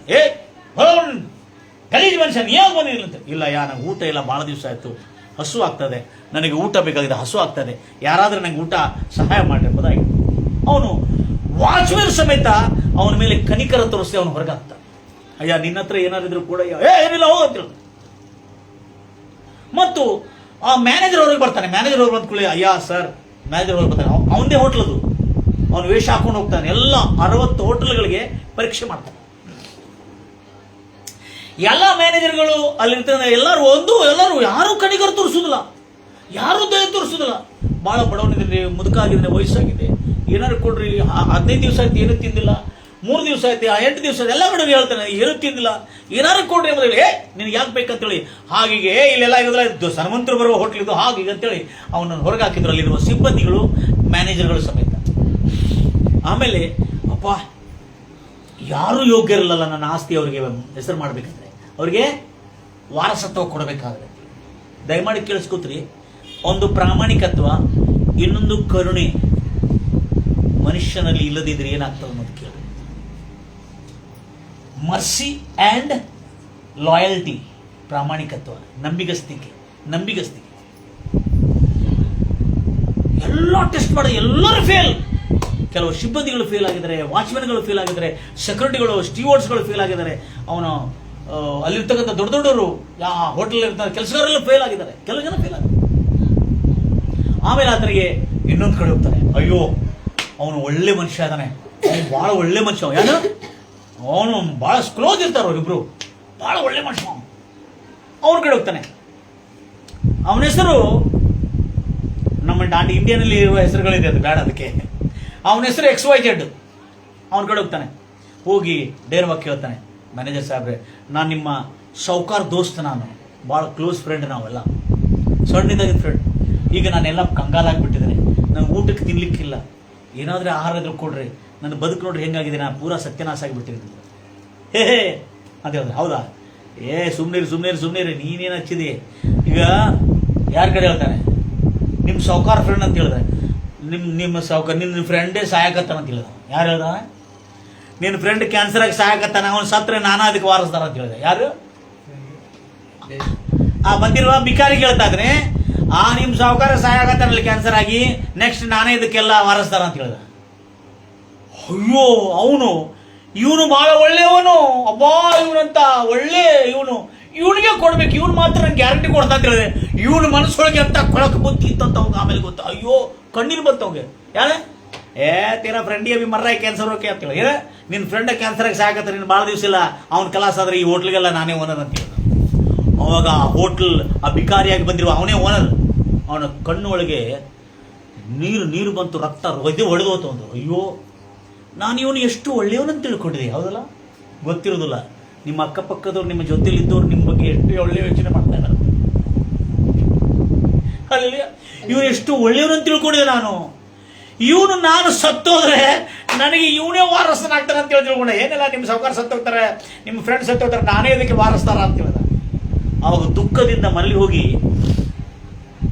ಮತ್ತೊಂದು ಸೆಂಟ್ರಲ್ಲಿ ಒಂದು ಮೇನ್ ಒಂದಿರ್ತದೆ, ದೊಡ್ಡ ಹೋಟೆಲ್, ಅದು ಅವನದೇ ರೆಸ್ಟೋರೆಂಟ್. ಆ ಹೋಟ್ಲ್ ಅಲ್ಲಿ ಹೋಗಿ ಅವನು ಭಾಳ ಚೀಪ್ ಆಗಿರ್ತಾನೆ. ಅವನು ಮ್ಯಾನೇಜರ್ ರೀಸೆಂಟ್ಲಿ ಮ್ಯಾನೇಜರ್ ಆಗಿರ್ತಾನೆ. ಭಾಳ ಕಸ ಗುಡಿಸಿಂದ ಬಂದಿರ್ತಾನೆ. ಅವನ ಹತ್ರ ಹೋಗ್ತಾನೆ. ಅವನ ಹತ್ರ ಹೋಗಿ, ಭಾಳ ದಿವಸ ಅದು ಊಟ ಇಲ್ಲಪ್ಪ, ಹಸು ಆಗ್ತಾಯಿದೆ, ದುಡ್ಡಿಲ್ಲ, ಏನಿಲ್ಲ ಅಂತ ಹೇಳಿದ್ಕೊಳ್ಳಿ. ಆ ಮ್ಯಾನೇಜರ್ ಏನು ಮಾಡ್ತಾನೆ, ಅವ್ನು ಬಡದ್ರೆ ಮ್ಯಾನೇಜರ್, ಅಜ್ಜ ಕುಂಡ್ರಿ ಬಾ ಅಜ್ಜ ಕುಂಡಿರ್ತಾನೆ. ಕುಂಡ್ರಿಸಿ, ಏನು ಕೊಡೋದು ಬೇಡ, ನನ್ನ ಬಿಲ್ ನಾನು ಪೇ ಮಾಡ್ತೇನೆ ಅಂತೇಳಿ ಎಲ್ಲ ಅವನಿಗೆ ಊಟ ಕೊಟ್ಟು, ಹೊಟ್ಟೆ ತುಂಬ ಊಟ ಕೊಟ್ಟು, ಎಲ್ಲ ಕೊಟ್ಟು, ಮತ್ತು ಅವನಿಗೆ ಸ್ವಲ್ಪ ದುಡ್ಡು ಕೊಟ್ಟು ಕೇಳ್ತಾನೆ, ನೀನು ನನಗೆ ಯಾಕೆ ಊಟ ಕೊಟ್ಟಿದ್ದಿ? ನಾನು ಕೇಳಿದ ಕೂಡಲೇ ಯಾಕೆ ಊಟ ಕೊಟ್ಟಿದ್ದಿ? ನನ್ನ ಮೇಲೆ ಯಾಕೆ ನೀನು ಇಷ್ಟು ಕರುಣೆ ತೋರಿಸಿದೆ ಅಂತ ಕೇಳ್ದ. ಅವನೇನು ಹೇಳ್ದ ಗೊತ್ತಿದೆ? ನಾನು ಒಂದು 3 ವರ್ಷದ ಹಿಂದೆ ನಾನು ಕಂಗಾಲಾಗಿಬಿಟ್ಟಿದೆ, ಬ್ಯಾಂಕ್ರಪ್ಟ್ ಆಗಿಬಿಟ್ಟಿದೆ, ದಿವಾಳ ಬಿಟ್ಟಿದೆ. ನನ್ನ ಹೆಂಡತಿ ಮಕ್ಕಳು ನನ್ನ ದೂರ ಆಗಿಬಿಟ್ರು, ತಿನ್ಲಿಕ್ಕೆ ಕೂಳಿಲ್ಲದೆ ನಾನು ನಮ್ಮ ಸಾವುಕಾರ ಹತ್ರ ಬಂದೆ. ಯಾರ ಹತ್ರ? ಡಾನ್ ಮೆಂಟೋನ್ ಹತ್ರ ಬಂದೆ. ಡಾನ್ ಮೆಂಟೋನ್ ಅವರು ನನಗೆ ದಯ ತೋರಿಸಿದ್ರು. ಅಲ್ಲೆಲ್ಗ ಯಾರ ಕಡೆ ಹೇಳ್ತಾನೆ? ಆ ಭಿಕ್ಷಕನ ಅವನೇ ಬಂದಿದ್ದಾನಲ್ಲಿ. ಡಾನ್ ಮೆಂಟೋನ್ ನಮ್ಮ ಸಾವುಕಾರ ಬಹಳ ಒಳ್ಳೆಯವ್ರಿ. ನಮ್ಮ ಸಾವುಕಾರ ನನ್ನ ಮೇಲೆ ದಯ ತೋರಿಸಿದ್ರು. ನಾನು ಭಾಳ ಹಳೆ ವಸ್ತ್ರಗಳನ್ನು ಧರಿಸ್ಕೊಂಡು, ಹೀಗೆ ನಿಮ್ಮಕ್ಕಿಂತ ಭಾಳ ಕಡು ಬಡವನಾಗಿದ್ದೆ ನಾನು. ಅವಾಗ ನನ್ನ ಮೇಲೆ ದಯ ತೋರಿಸಿ, ನನ್ನ ಕರುಣೆ ತೋರಿಸಿ ನನಗೆ ಊಟ ಕೊಟ್ಟರು. ಅಷ್ಟಿಲ್ಲ, ನನಗೆ ಇಲ್ಲಿ ಕೆಲಸ ಕೊಟ್ಟರು. ಅವ್ರ ದಯೆಯಿಂದ ನನಗೆ ಇಲ್ಲಿ ಸಣ್ಣ ಕೆಲಸ ಕೊಟ್ಟಿದ್ರು. ಇವತ್ತು ನಾನು ಮ್ಯಾನೇಜರ್ ಆಗಿದ್ದೇನೆ. ಈಗ ನಾನಂತ ಪರಿಸ್ಥಿತಿ ಬಂದಿದ್ದವನು, ನನಗೆ ಡಾನ್ ಮೆಂಟೋನ್ ಅವರು ಅಷ್ಟು ಪ್ರಾಮಾಣಿಕವಾಗಿ ನನಗೆ ಇಷ್ಟು ದಯ ತೋರಿಸಿದರೆ, ನಾನು ನಿಮಗೆ ದಯ ತೋರಿಸಿದ್ರೆ ಅನ್ಯಾಯ ಆಗ್ತದೆ. ಇಂಥ ಒಂದು ದಯಾಳು ನಮ್ಮ ಡಾನ್ ಮೆಂಟೋನ್ ಅಂತ ತಿಳ್ಕೊಳ್ಳಿ. ಆವಾಗ ಅವನಿಗೆ ಹೋಗ್ತಾನೆ. ಅಲ್ಲಿಂದ ವಾಪಸ್ ಹೋಗಿ ನೆಕ್ಸ್ಟ್ ದಿವಸ ಎಲ್ಲ ಹೋಟೆಲ್ ಮ್ಯಾನೇಜರ್ಗೆಲ್ಲ ಕರೀತಾನೆ. ಹೋಟೆಲ್ನಲ್ಲಿ ಎಷ್ಟು ಜನ ಆತನ ದೂಷಣೆ ಮಾಡಿರ್ತಾರಲ್ಲ ಅವರೆಲ್ಲ ಕರೀತಾರೆ. ಎಷ್ಟು ಜನ ಆತನಿಗೆ ತಿರಸ್ಕಾರ ಅವರೆಲ್ಲ ಕರೆದಿರ್ತಾನೆ. ಮತ್ತು ಎಲ್ಲ ಮೀಟಿಂಗ್, ಸ್ಪೆಷಲ್ ಮೀಟಿಂಗ್ ಅರೇಂಜ್ ಮಾಡಿಬಿಡ್ತಾರೆ. ಇಮಿಡಿಯೇಟ್ಲಿ ಎಲ್ಲರೂ ಅಟೆಂಡ್ ಆಗಬೇಕು. ಎಲ್ಲ ಹೋಟೆಲ್ಗಳೆಲ್ಲ ಬಂದ ದಿವಸ ಎಲ್ಲರೂ ಕರಿತಾನೆ. ಯಾರ್ಯಾರು ಆತನಿಗೆ ದೂಷಣೆ ಮಾಡಿದ್ರೆ ಅವರೆಲ್ಲರೂ ವೇದಿಕೆ ಮೇಲೆ ಕರಿತಾನೆ. ಇವರೆಲ್ಲರೂ ಇವತ್ತಿಂದ ನನ್ನ ಕೆಲಸದ ಮೇಲೆ ಬೇಡ, ಫೈರ್, ಇವರು ಡ್ಯೂಟಿಯಿಂದ ಫೈರ್, ಇವರು ಜಗದ ಮೇಲೆ ಹೊಸದ ವೇತನ ತಗೋಬೇಕೆಂಬುದಾಗಿ ಆದೇಶ ಕೊಡ್ತಾನೆ. ಯಾಕಂದ್ರೆ ನಾನು ಕಡು ಬಡವನಾಗಿ ಬಂದಾಗ ನನ್ನ ಮೇಲೆ ಕರುಣೆ ತೋರಿದವರು ಇವರೆಲ್ಲ. ಆದರೆ ನನ್ನ ಮೇಲೆ ಕರುಣೆ ತೋರಿದ ಈ ವ್ಯಕ್ತಿ, ಫಲಾನ ವ್ಯಕ್ತಿ, ಈ ವ್ಯಕ್ತಿಗೆ ನಾನು ಒಂದಾನೊಂದು ಕಾಲದಲ್ಲಿ ಕರುಣೆ ತೋರಿದಕ್ಕಾಗಿ ಈ ಮನುಷ್ಯ, ನಾನೇ ಭಿಕ್ಷಕನಾಗಿ ಬಂದಿದ್ದವನಿಗೆ ಗೊತ್ತಿಲ್ಲ, ಆದರೆ ನನ್ನ ಮೇಲೆ ಕರುಣೆ ತೋರಿದ ಇವನು ನಂಬಿಕಸ್ಥನು, ಇವನು ನಿಜವಾದ ಪ್ರಾಮಾಣಿಕನು. ಅದಕ್ಕೆ ಲಾಯಲ್ಟಿ, ನಂಬಿಗಸ್ತಿಕೆ, ವಿನಯ, ವಿನಮ್ರತೆ, ಕರುಣೆ, ಜೀವನ ಕ ಸಚ್ಚೈ ಜೀ ಯೇಸು ಕ್ರಿಸ್ತನು ನಮಗೆ ಕಲಿಸಿಕೊಟ್ಟಿದ್ದಾನೆ. ಆಮೇಲೆ ಏನಾದ್ ಗೊತ್ತಿದೆ ಅಮ್ಮರೇ ತಂಗಿ, ಏನಾದ್ ಗೊತ್ತಿದೆ? ಆ ಹೋಟೆಲ್ 60 ಹೋಟೆಲ್ಗೆ ಈತನಿಗೆ ವಾರಸತ್ವವನ್ನು ಕೊಟ್ಟಿದ್ದಾನೆ. Praise the Lord Jesus. ಆದ್ರೆ ಆ ಸಂತೋಷದಿಂದ ಈತನನ್ನು ಇನ್ನೂ ಚೆನ್ನಾಗಿ ನೋಡ್ಕೊಳ್ಳೋ ಕೆಲವು ದಿವಸ ಬದುಕಿ ಅವನು ಸತ್ತೋದ. ಆದ್ರೆ ಅವನು ಖುಷಿ ಆಯ್ತು, ನಾನು ಹೋಟೆಲ್ ಒಂದು ಪ್ರಾಮಾಣಿಕವಾದ ವ್ಯಕ್ತಿ ಕೊಟ್ಟಿದ್ದೆ. ಅದಕ್ಕಾಗಿ ನನ್ನ ಪ್ರಿಯ ಸಹೋದರಿ ಸಹೋದರೇ, ಪ್ರಾಮಾಣಿಕತ್ವ, ಪ್ರೈಸ್ ದಿ ಲಾರ್ಡ್ ಜೀಸಸ್, ಗಂಭೀರವಾಗಿ ಹೇಳ್ತೀರಾ ಅಲ್ಲೂಯ. ಪ್ರಾಮಾಣಿಕತ್ವ, ನಿಜತ್ವ, ಜಿಂದಗಿ ಕಾ ಸಚ್ ಕ್ಯಾ ಹೈ ಝೂಠೋ ತುಮ್, ಏನ್ ಹೇಳ್ತಾ ಇದ್ರೆ, ಜೀವನದ ಸತ್ಯ ಏನಿದೆ ಎಂಬುದಾಗಿ ಹುಡುಕೆಂಬುದಾಗಿ ಯಾರಿಗೆ ಹೇಳಿದ್ದಾರೆ? ಸಾಕ್ರಟಿಸ್ ಅವರು ಹೇಳ್ತಾರೆ. ಆದ್ರೆ ಯೇಸು ಕ್ರಿಸ್ತನು ಆ ಜೀವನದ ಸತ್ಯವನ್ನು ನಮಗೆ ಕಲಿಸ್ಕೊಟ್ಟಿದ್ದಾನೆ. ನನ್ನ ಪ್ರಿಯ ಸಹೋದರಿ ಸಹೋದರಿ, ಏನಿಲ್ಲ, ನಿಮ್ಮ ಮದುವೆ ಮಾಡಿಕೊಂಡಿರುವ ನಿಮ್ಮ ಗಂಡನಿಗೆ ನೀವು ನಂಬಿಕಸ್ಥರಾಗಿರಿ. ನಿಮ್ಮ ಗುರು ಹಿರಿಯರಿಗೆ ನೀವು ನಂಬಿಕಸ್ಥರಾಗಿರಿ. ಅವರಿಗೆ ಮೋಸ ಮಾಡ್ಲಿಕ್ಕೆ ಹೋಗಬೇಡ. Praise Lord Jesus. ಗಂಭೀರವಾಗಿ ಹೇಳ್ತಿರಲ್ವಯ್ಯ, ನಿಮ್ಮ ಗುರು ಹಿರಿಯರಿಗೆ ನಂಬಿಕಸ್ಥರಾಗಿರಿ. ನಿಮ್ಮ ತಂದೆ ತಾಯಿಗಳಿಗೆ ನಂಬಿಕಸ್ಥರಾಗಿರಿ. ನಿಮ್ಮ ಜೀವನ ಉದ್ಧಾರ ಆಗ್ತದೆ. ಇದೇ ಜೀವನದ ಸತ್ಯ, ಇದೇ ಜೀವನದ ನಿತ್ಯವಾದಂಥ ಸತ್ಯವಾಗಿದೆ. ನನ್ನ ಪ್ರಿಯ ಸಹೋದರಿ, ಕಣ್ಣನ್ನು ಮುಚ್ಚನ ಪ್ರಾರ್ಥಿಸೋಣ. ನಮ್ಮನ್ನು ಅತ್ಯಧಿಕವಾಗಿ ಪ್ರೀತಿ ಮಾಡುವ ಪರಲೋಕದಲ್ಲಿ ಮತ್ತು ನಮ್ಮ ತಂದೆಯಾದ ದೇವರೇ, ನಿನಗೆ ಸ್ತೋತ್ರ ರಾಜ. ನಿನ್ನ ನಾಮಕ್ಕೆ ಮಹಿಮೆ ಉಂಟಾಗಲಿ ಕರ್ತನೆ. ಸ್ತೋತ್ರ ಸ್ತೋತ್ರ ಸ್ತೋತ್ರ ಸ್ತೋತ್ರ ಪರಿಶುದ್ಧ. ಹೌದು ರಾಜ, ಜೀವನದ ಮೌಲ್ಯಗಳನ್ನು ಕರ್ತನೆ, ನೀತಿ ಉಪದೇಶಗಳನ್ನು ಕರ್ತನೆ, ಬದುಕಿನಲ್ಲಿರ್ತಕ್ಕಂಥ ಮೌಲ್ಯಗಳನ್ನು ಕಲಿಸಿಕೊಟ್ಟು ಹೋಗಿದೆ ರಾಜ. ಕರ್ತಾದಿ ಕರ್ತನೆ, ಜೀವನದಲ್ಲಿ ಸುಖವಾಗಿ ಕ್ಷೇಮವಾಗಿ ಬದುಕಲಿ. ಇವತ್ತವರೆಗೂ ಬಹಳ ಜನರು ಕ್ರೈಸ್ತವರೆಂದು ಹೆಸರಿಟ್ಟುಕೊಂಡಿರುವ ನಾವು ಎಷ್ಟು ಪ್ರಾಮಾಣಿಕರು, ಎಷ್ಟು ನಂಬಿಕಸ್ಥರಾಗಿರ್ಬೇಕನ್ನತಕ್ಕಂಥ ಸತ್ಯವು ಕರ್ತನೆ ಇವತ್ತು ನಮಗೆ ಕಲಿಸಿಕೊಟ್ಟಿರ್ತದೆ. ಒಂದು ಅನ್ಯನಾಗಿರ್ತಕ್ಕಂಥ ಚಿತ್ರನಟಿ ಕೂಡ ತನ್ನ ಜೀವನವನ್ನು ಪರಿವರ್ತಿಸಿಕೊಂಡು ಮಾನಸಾಂತರ ಹೊಂದಿಕೊಂಡು ಅವನು ಕೂಡ ಮಾರ್ಪಾಟವಾಗಿ ಅವನ ಜೀವನದಲ್ಲಿ ಉತ್ತಮವಾದ ಕಾರ್ಯದಲ್ಲಿ ತೊಡಗಿದ್ದಾನೆ. ಕೆಟ್ಟ ಚಟಗಳನ್ನು ಬಿಟ್ಟಿದ್ದಾನೆ ದೇವರ ಮಕ್ಕಳು. ನನ್ನ ಪ್ರಿಯ ಸಹೋದರಿ ಸಹೋದರೇ, ಇವತ್ತು ನಿನ್ನ ಜೀವನಕ್ಕೆ ಪ್ರಾಮಾಣಿಕತ್ವ ನಿಶ್ಚಯವಾಗಿ ದೇವರು ನಿಮ್ಮ ಕಷ್ಟಾರ್ಜಿತವನ್ನು ಖಂಡಿತವಾಗಿ ಆತನು ನೆರವೇರಿಸ್ತಾನೆ, ನಿಮ್ಮನ್ನು ಪೂರೈಸ್ತಾನೆ. ನಿಮ್ಮ ಸುಖಕ್ಕೆ ನಿಮಗೆ ಖಂಡಿತವಾಗಿ ಸುಖ, ಶಾಂತಿ, ಸಮಾಧಾನ, ಆನಂದ, ಹರ್ಷ, ಆರೋಗ್ಯ ಕೊಡಲಿ ಎಂಬುದಾಗಿ ಯೇಸು ಕ್ರಿಸ್ತನ ಪವಿತ್ರ ನಾಮ. ನನ್ನ ಪ್ರಿಯ ಸಹೋದರಿ ಸಹೋದರೇ, ಬಹಳ ಜಾಗೃತಿಯಿಂದ ಕೇಳ್ಕೊಳ್ತೀರಿ. ದೇವರು ನಿಮ್ಮ ಜೀವನದಲ್ಲಿ ಇನ್ನೂ ಅನೇಕ ದೊಡ್ಡ ದೊಡ್ಡ ಮಹತ್ವ ಕಾರ್ಯಗಳು ಮಾಡಲಿ ಎಂಬುದಾಗಿ ನಾನು ಹಾರೈಸ್ತೇನೆ. ಅದಕ್ಕಾಗಿ ಅನೇಕ ಜನರಿಗೆ ಶೇರ್ ಮಾಡ್ತೀರಿ. ಇದು ಜೀವನದ ಮೌಲ್ಯಗಳು. ನೀವು ಜೀವನದಲ್ಲಿ ಸುಖ, ಕ್ಷೇಮ, ಸಮೃದ್ಧಿಯಲ್ಲಿರಬೇಕಾದ್ರೆ ಈ ಜೀವನದ ಮೌಲ್ಯಗಳು ನೀವು ಅನುಸರಣೆ ಮಾಡೋದಾದ್ರೆ